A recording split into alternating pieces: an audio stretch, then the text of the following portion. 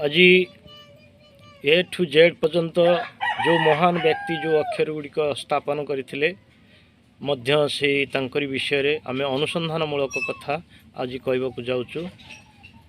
जो 26 गोटी अक्षर ए ठू जेड पर्यंत जो महान व्यक्ति लिखिथिले से केमिति लिखिथिले।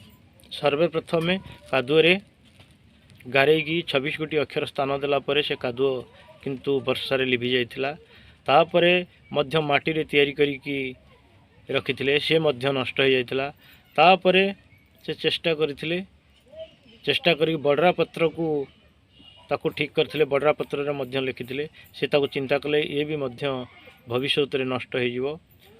तापरे सर्वप्रथमे पत्थर रे 26 गोटी अक्षर गोटे गोटे अक्लांत कष्ट करिकी ताकू मध्य तैयारी करिकी स्थान देथिले। कहले एई जो विद्या किंतु एकांत आवश्यक। किंतु आजिका दिन रे विद्या प्रकृत रे जे संघर्ष करथिले आओ बुद्धि विद्या खटैकी जे तैयारी करथिले से लोक किए आज आमे तांकू खोजी नांती। तांकू आज आमे समस्त भूली जाइछंती।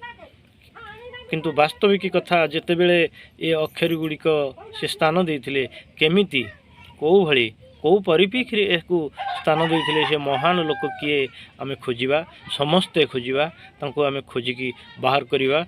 आज सोशल मीडिया आसी जाइए हयतो से लोक को आमे समस्ते चिनी पारिले जानी पारिले हयतो बहुत भल होता।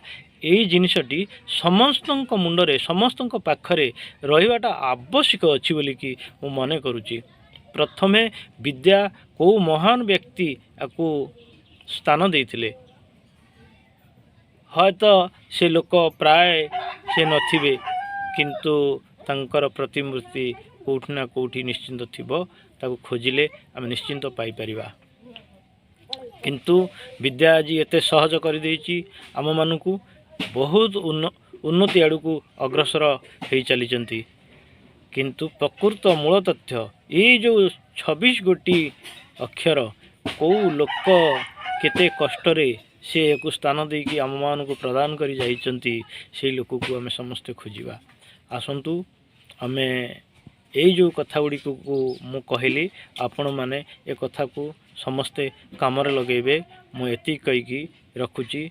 नमस्कार।